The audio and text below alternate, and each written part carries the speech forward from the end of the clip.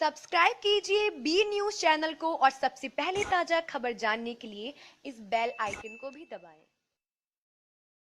अहीर प्रमुखतः एक भारतीय जाति समूह है जिसके सदस्यों को यादव समुदाय के नाम से भी पहचाना जाता है तथा अहीर व यादव या राव साहब शब्दों को एक दूसरे का पर्यायवाची समझा जाता है।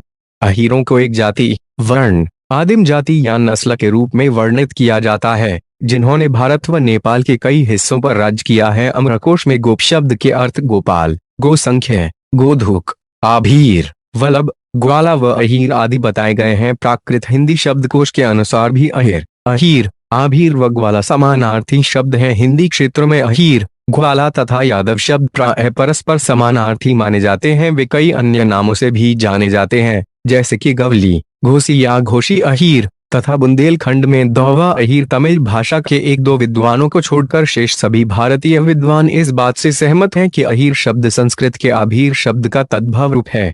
यादव वंश प्रमुख रूप से आभीर, वर्तमान अहीर, अंधक, वृष्ण तथा सतवत नामक समुदायों से मिलकर बना था जो कि भगवान कृष्ण के उपासक थे। म्लेच्छ देश में निवास करने के कारण अन्य स्थानीय आदिम जातियों के साथ म्लेच्छों की कोटि में रखा जाता था तथा वृत्ति क्षत्रिय कहा जाता था। भारत में भी युद्ध प्रिय, घुमक्कड़, गोपाल अभीरों का उल्लेख मिलता है। सुल्लेख अनेक शिलालेखों में पाया जाता है।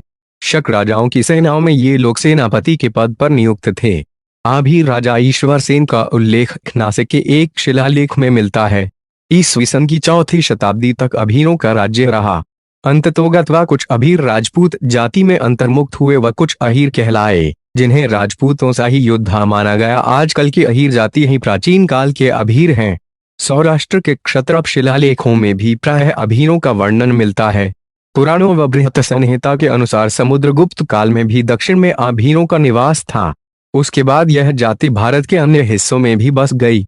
मध्य प्रदेश के अहिरवाड़ा को भी आभीरों ने संभवतः बाद में ही विकसित किया।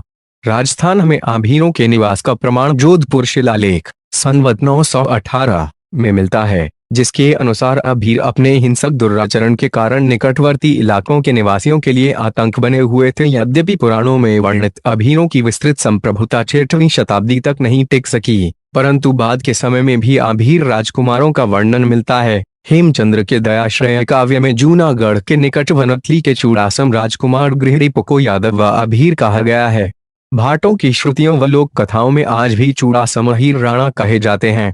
अंबेरी के शिलालेख में सिंघन के ब्राह्मण सेनापति खोलेश्वर द्वारा अभीर राजा के विनाश का वर्णन तथा खानदेश में पाए गए गवली,